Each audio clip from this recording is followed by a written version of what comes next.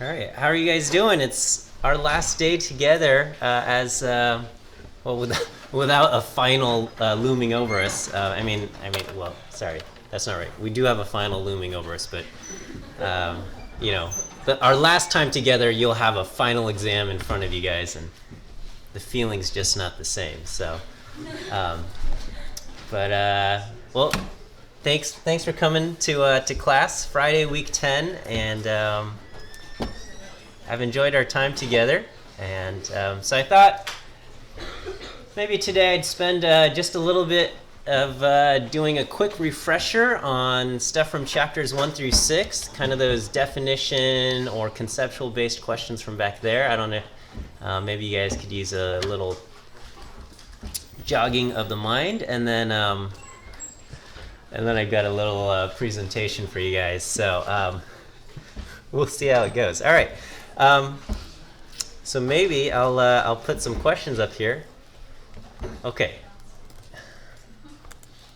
All right.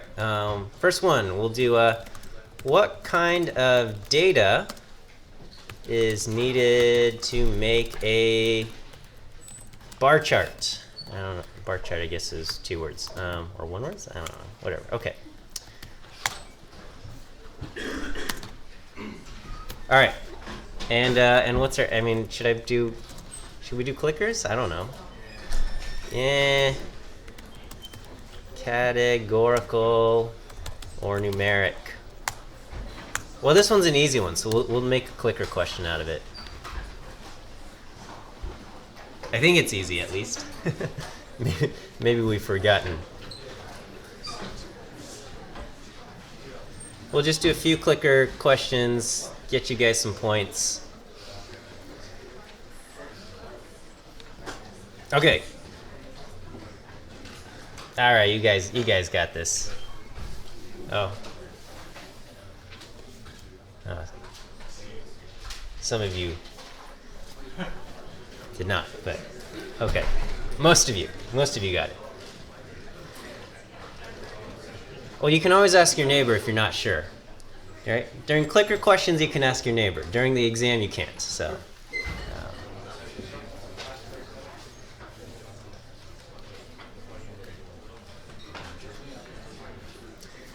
is this everybody? 128? Only 128 of you? Rats. Okay. All right. Okay, well, I'm going to hit stop soon, so... All right, only 129 of you. 130, all right. Well, I'll take it. Okay, all right. Categorical is the answer. What kind of data is needed to make a bar chart? Categorical data, okay. And so contrast that to, charts for numeric data. What do we have? Histograms, box plots, dot plots. Okay, there you go. And then scatter plots are for what? Scatter plots need 2 numeric variables.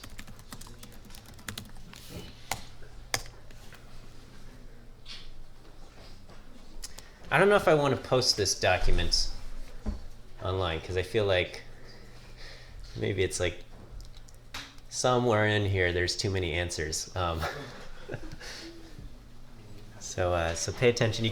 I'll post the video, but I don't want a document of answers here. I mean, of course, I probably won't ask this exact question, but that's something. Okay. Let's see. What else do we have? Okay. All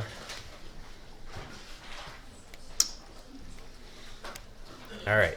So if we're talking about, we're measuring spread, and we have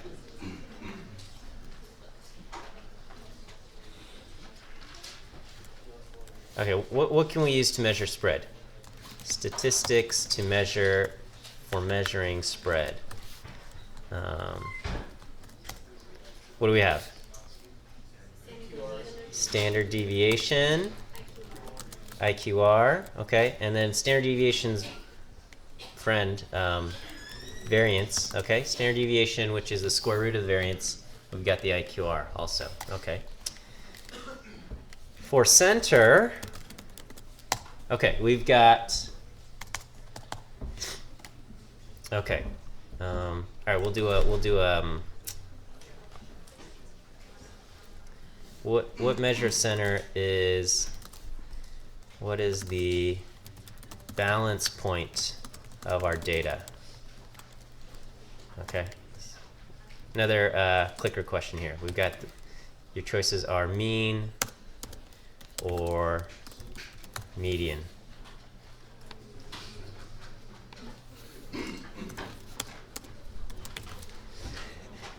Something else here. Okay, no. Really. Okay, the balance point of our data, what do we got? All right. Click away, click away.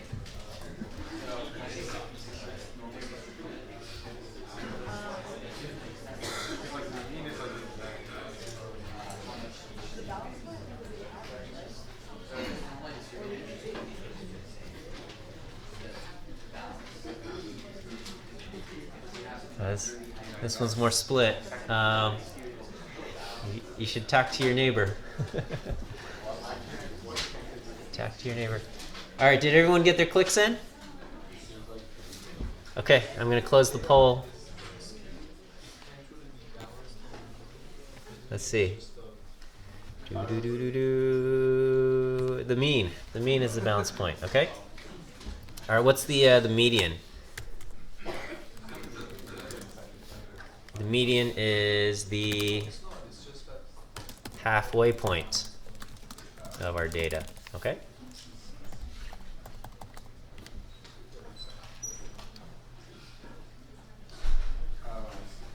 All right, so those are kind of our stuff on numeric summaries there.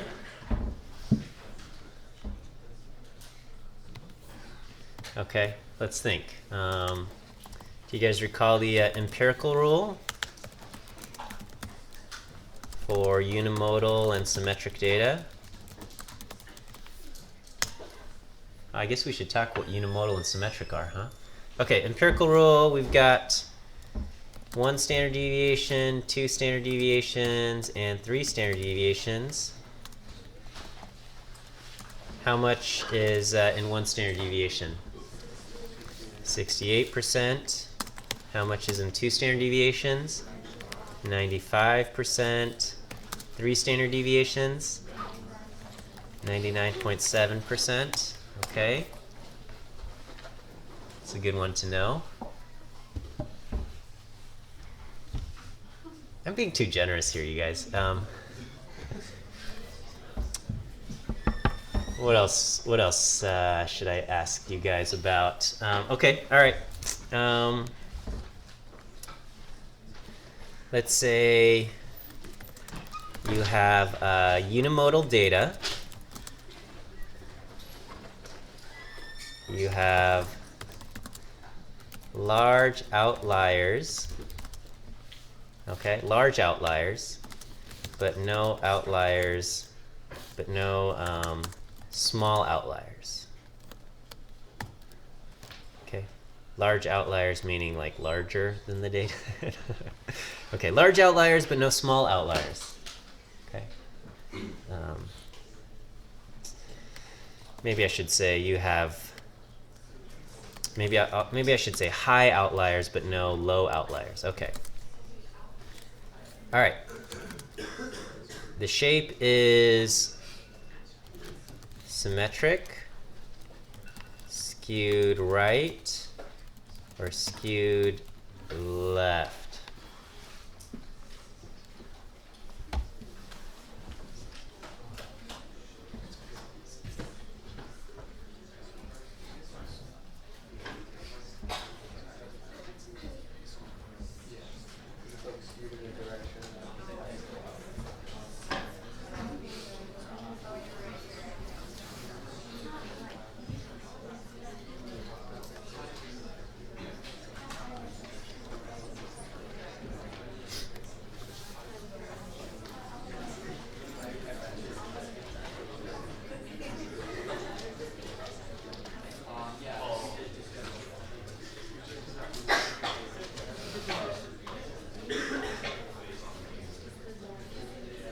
All right, everybody get your clicks in.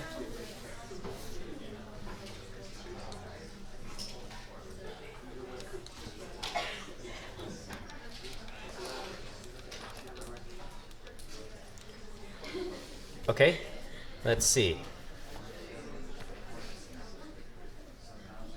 And skewed right is correct. The skewed left would be just the opposite. Low outliers, but not high outliers.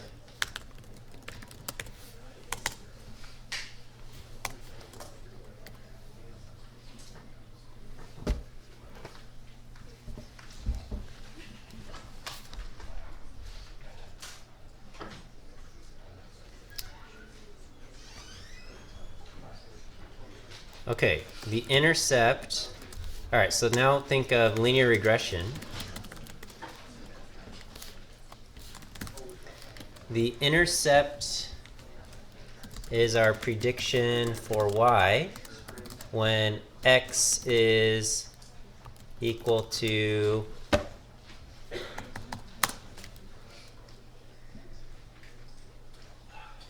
so linear regression we got y hat is equal to a plus b times x, right? So the intercept being a is our prediction for y when x is equal to 0. There's your answer. The slope says that if we increase x by what? 1, okay, we predict what? Y to change by b, the value of the slope.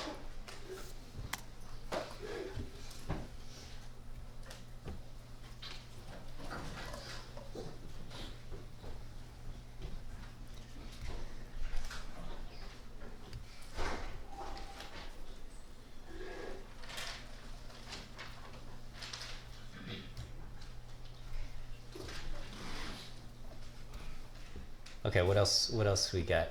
Okay, a residual. Do you guys remember what a residual is? A residual is what? What is the definition of a residual? It's the difference, difference between difference between the actual value of y and the predicted value of y. Okay, which is y hat.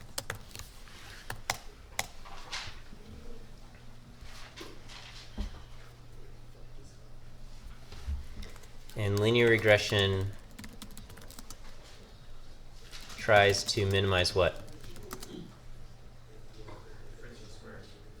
The sum of the squares of residuals.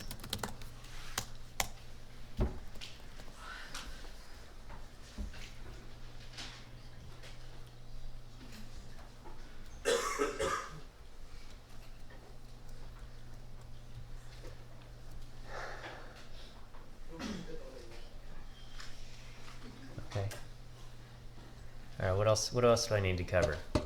Probability rules? I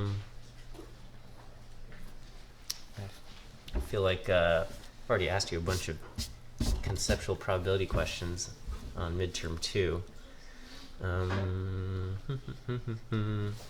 Okay, if probability of A and B is equal to the probability of A times the probability of B, then that means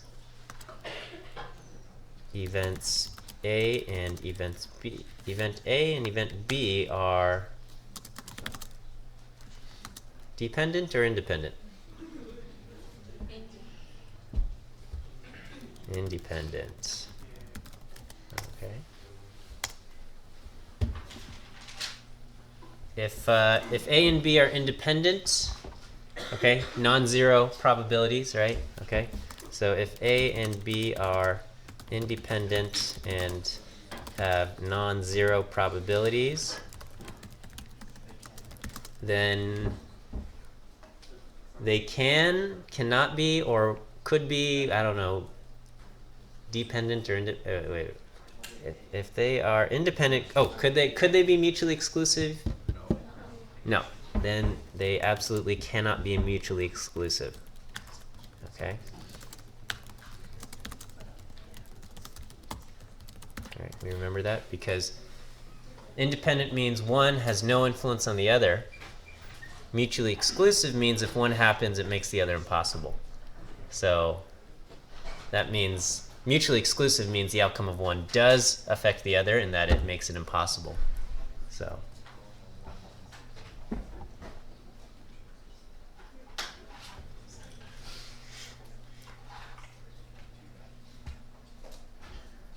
okay. I feel like I've given you too much. So we'll just wrap it up here, all right? And then,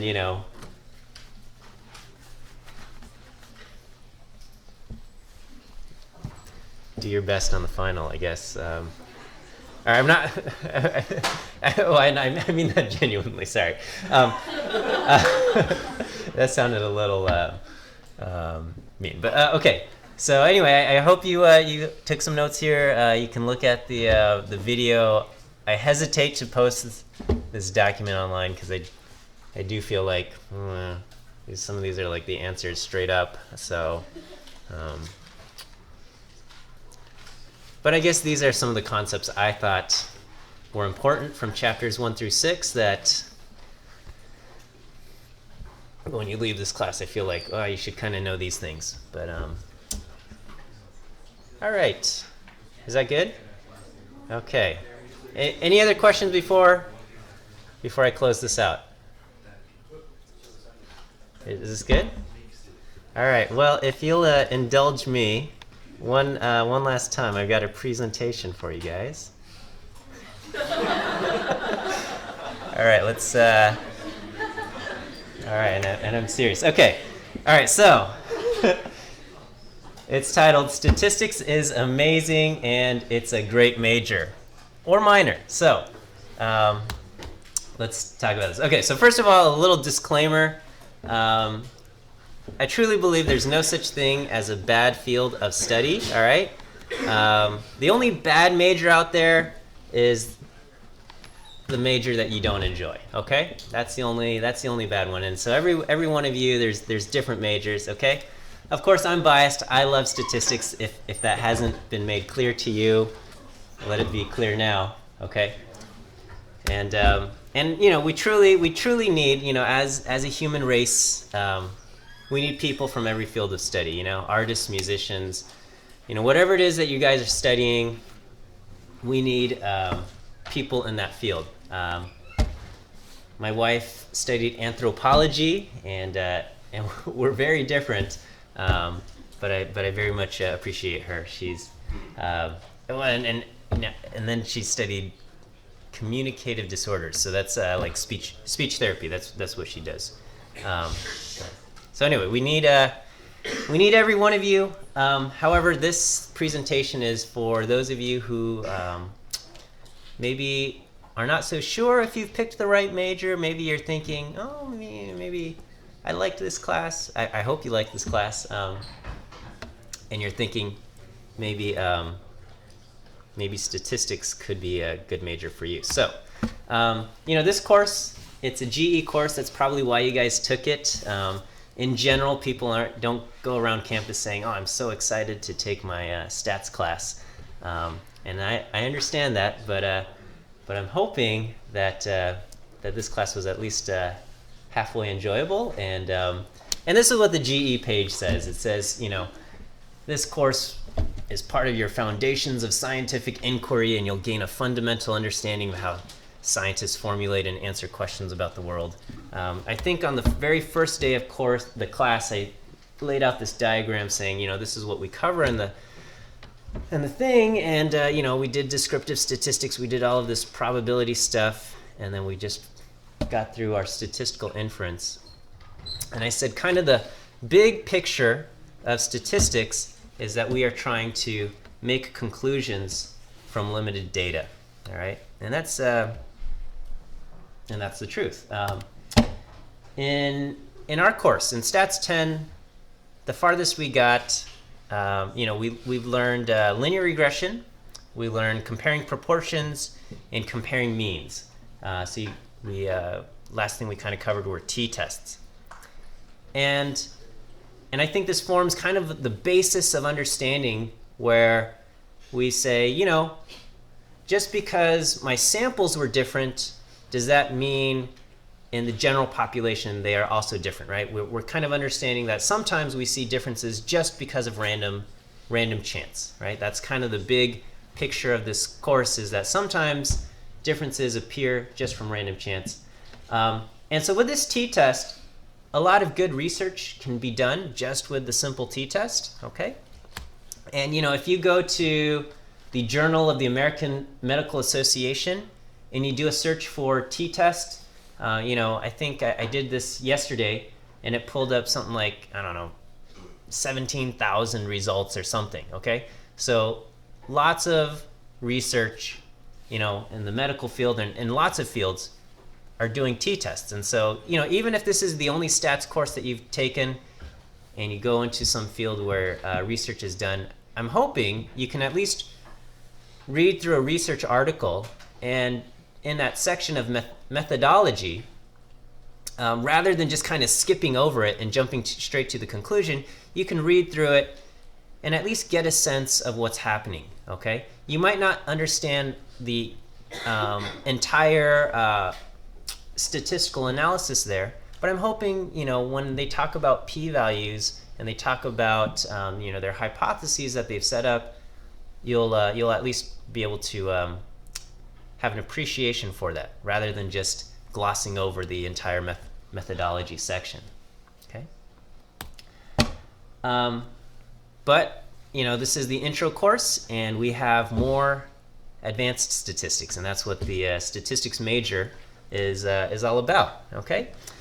And so, why would we want to learn more advanced statistics? Well, every field of science, so whether we're talking social science like political science, or even communications, or life sciences, biology, neuroscience, all of those things, and then of course the physical sciences and engineering, all of these things, we're producing lots of data, okay? And when you come to university and you do your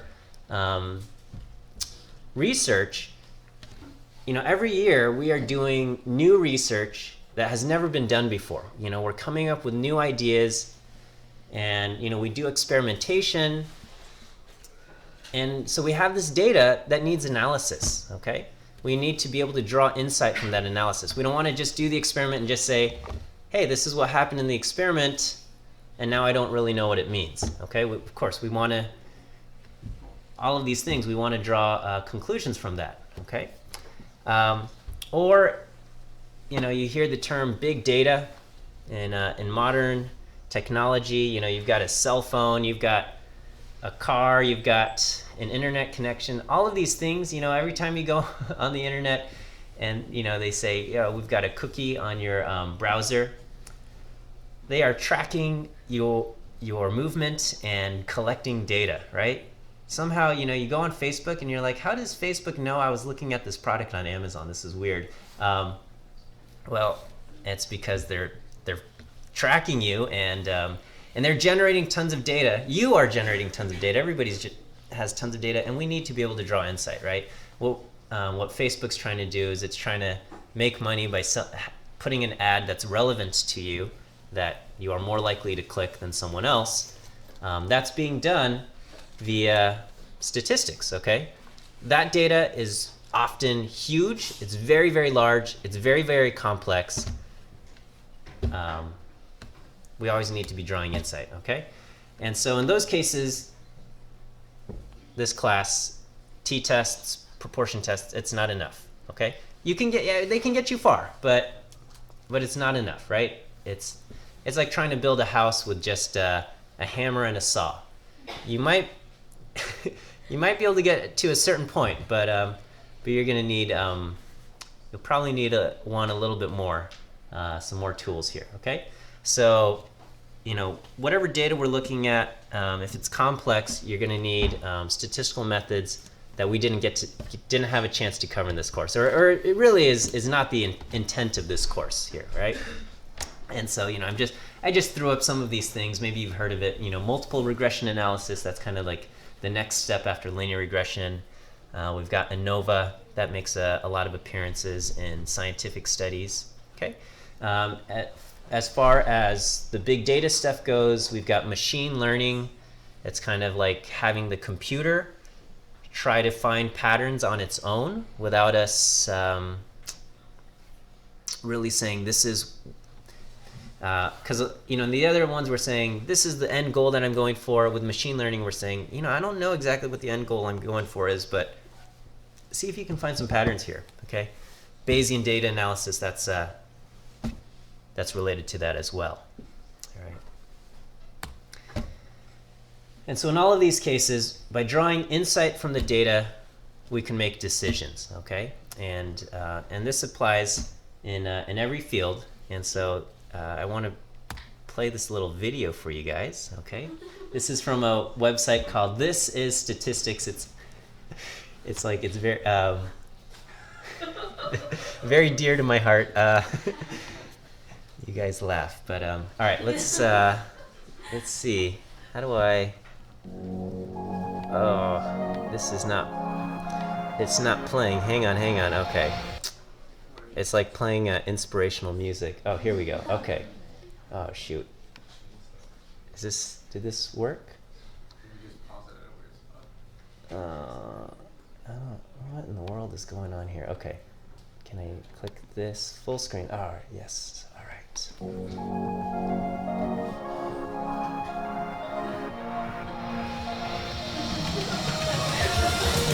in high school, I'd never even heard of statistics. And I knew I liked math, and I knew I liked science. In high school, I went to a conservatory for music. I was a viola performance major. When I started college, I was taking a bunch of math and economics classes. And then in my junior year, I took a probability and statistics class. I remember sitting there in class and thinking, wow, this is a really interesting problem. And he's using statistics and probability theory to try to solve it. Statistics is amazing because it has many diversifications. From search results on Google or Bing, to recommendations of what you should be shopping for on Amazon. If you're watching a YouTube video, and at the end you get recommendations for other videos, statistics is used to give you those recommendations. I've seen statistics in ice skating, I've seen statistics in agriculture, I've seen statistics in climate control. Statistics can actually be anything that you like, anything that you enjoy, anything that you want to do, anything that you're passionate about, you can take statistics and it fits. I'm very lucky to get to use statistics to answer some of the questions that I think are the most important questions about social justice and human rights violations. And on my best days, I get to spend the majority of my day doing data analysis to answer questions for the United Nations, to contribute evidence to war crimes trials. As a part of my PhD, I created a statistical software package, and Google emails me every time someone uses it.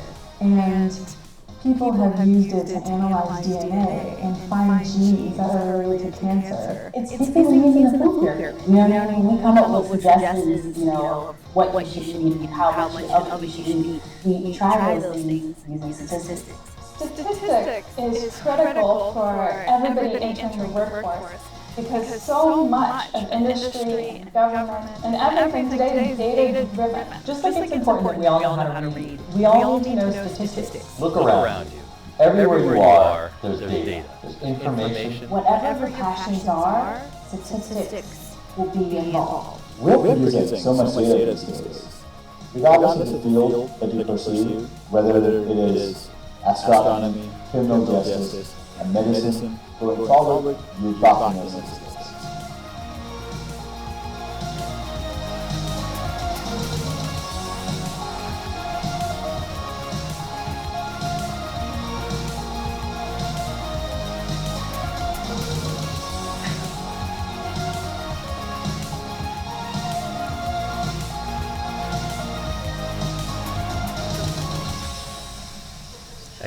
I got another video for you guys. All right. Let's see. Okay, where's how do we get back to? Oh man.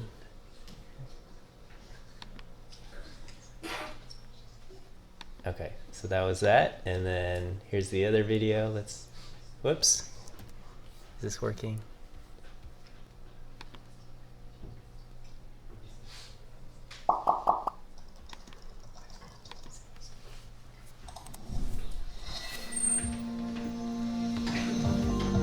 I think it's an exciting time to be a statistician because the world is inundated with data, and we have as a society a need to generate positive value from that data, and that requires using statistical methods and tools. I love my job. I do my job 24 hours a day, 7 days a week. Sometimes if I need to, I'll pick up phone calls at 2 a.m., 4 a.m. to talk to people all over the world. In my job, we use statistics to answer what I think are some of the most important questions about social justice and human rights violations. In my job today, we get to work for organizations that are committed to making sure that everybody in the United States has healthcare and making sure that more women are elected to office and making sure that we work to combat climate change and survivors of sexual assaults have the right that they deserve and they need, and we're going to do that using statistics and predictive modeling.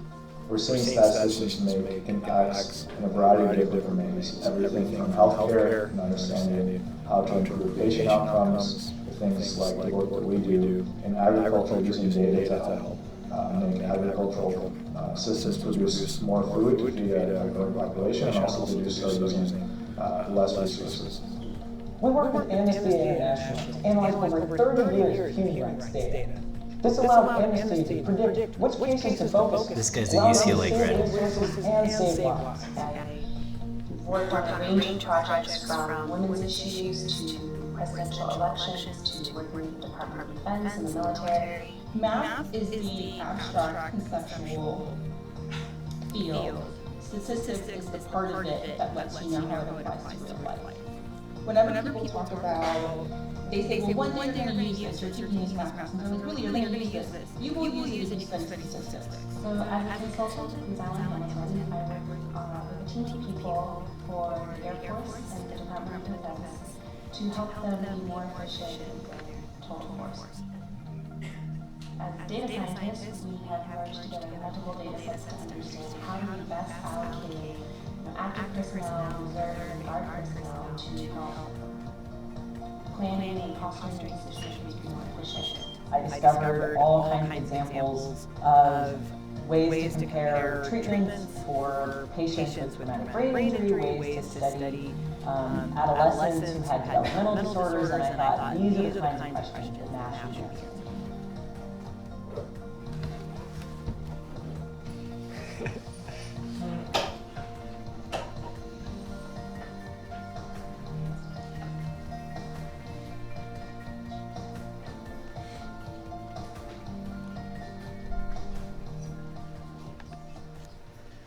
All right.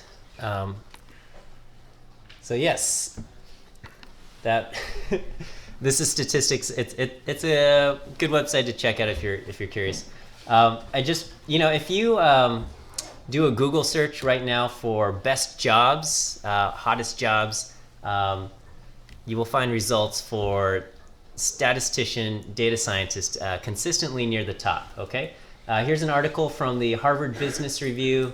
It says data scientist. That's like the fancier term for statistician, but really it's just we're looking at data and trying to draw insight from it. So data scientist. It says it's the sexiest job of the 21st century. I don't know what they mean by the sexiest, but anyway, I think it's a good thing, right? If you look at right now, if you go to U.S. News for best jobs out there, statistician is ranked number 4 overall. The other ones are like dentist and I don't know, something else. But it's number 1 under STEM jobs, number 1 under best business jobs. Okay, so they kind of I'm not sure exactly how they come up with these ideas of what statistician. I think they're looking at salary, things such as satisfaction and stress levels, and statistician generally lower stress jobs. Glassdoor ranked data scientist as the number one job in America for 2017. You can check these things out. All this stuff. Okay, statistics. It's a great field for women. Nationally, women earn 40% of statistics degrees. That's one of the highest rates in STEM fields, as far as these science and tech fields. 40%. Here are a lot of articles trying to talking about how there are lots of women in the field of statistics, and that unlike a lot of the other STEM fields, it doesn't feel like the old boys club or something like that. Okay. Statistics is a great field for minorities. In statistics, we never look at numbers in a vacuum. There's always a context to the data. There's always a story behind the data. And so when you do data analysis, it's not just taking the data and running it through some kind of statistical method where there's no thought and analysis there. Okay, you bring your own experience and your own background to trying to understand what kind of patterns or what kind of findings should we be looking for. Okay, and based on your background, your ideas of what might be important will be different for someone else's ideas of what might be important. Okay, and so when you're on a team, on a diverse team, each of your inputs and your backgrounds are very important as far as making those analyses even better and stronger. Okay, there's a lot of articles published about how diverse teams perform better. So we need people from all different backgrounds to enter the field of statistics to make our analysis better. I don't know if you've heard of, like, sometimes when they have facial recognition software, there's talk about how the algorithm might be biased against minorities, and that's often because in the cases of whoever developed those algorithms, the people that they were working with all looked a certain way, and so the algorithm wasn't trained or isn't prepared for different different people, and so having diversity in the field of statistics is only going to make the field stronger. So let me just talk about the stats major and minor at UCLA, here at UCLA. So first of all, I got to just say, it might not be for everyone, okay? As much as I love statistics, if you wake up and you say, I hate math or I hate computer programming, this is probably not gonna, it's not gonna be a good fit, okay? Because, spoiler alert, there's math and computer programming, quite a bit of it in statistics, okay? Although I have to say, I am not very good at super theoretical math, and that's okay. You don't have to be good at the super theoretical stuff because you're dealing it at a more applied level. But you've got to have some comfort there, okay? Some of you may have never tried computer programming, so you have no idea if you enjoy it or if you hate it or if you are good or bad at it. If you're curious, check out this website called LearnPythonTheHardWay.org. I think it's a great intro to some programming, and I think you'll get a feel for whether you enjoy the idea of computer programming or not. It's a little bit like solving puzzles every day. Okay. The prereqs for the stats major, this class Stats 20 is a programming in R class, and then you have to have taken single variable calculus, okay? And that's actually all that's required to minor in statistics. If you want to major in statistics, you also have to take multivariate calculus and linear algebra, okay? Many of you are already taking some of these classes for whatever field that you're pursuing right now, and so it's not too much of a change for you guys, but you know, this is what's out there, okay? And when you study statistics here at UCLA, we've got 3 series of courses: Stats 100, Stats 101, and Stats 102. And they're broadly, the themes are kind of the theoretic track, the applied track, and the computational track. So just some of the highlights of the theoretical series is that, you know, you'll learn the math behind why the central limit theorem works. Okay, in this class we just kind of said, here's the central limit theorem, and because the central limit theorem works, we get to use the normal distribution. I never tried to explain why. Okay, you'll learn why. So if you're curious about the why, that's in the theoretical things. You'll derive the normal and t distribution. So rather than just saying here are the tables, you'll understand actually where those numbers are coming from. Okay. In the applied series, you'll learn multiple linear regression, which is, you know, one of the most commonly, and it's a very powerful tool in statistics. ANOVA and design of experiments, depending on what you're looking at. Data mining, looking at larger sets of data and trying to draw insight from that. And then we have the Stats 102 series. It's lots of programming, okay? It's lots of programming in R. That's kind of the theme there. You'll learn machine learning algorithms, a lot of the techniques and analysis used for big data firms and things like that. Monte Carlo methods, some of the things used for simulation, things like that. I generally teach classes in this series, so this is kind of the subject area that I enjoy. And then next year, for the very first time, we're introducing a data technologies course. This is I'm working on preparing the curriculum for that. And it's going to be a data science course focused on Python and SQL, which I think are going to both be technologies and skills that will be very useful when you go out looking for jobs in the workplace. Because if you're looking for a data science job, the skills that they're looking for are R and Python, some SQL, and some other stuff like that. So I think that's great. Okay. It's truly been a pleasure being your instructor this quarter. So thank you very much. This is a picture of my family. That's my wife and daughter. So much love to you all. So good luck, everybody.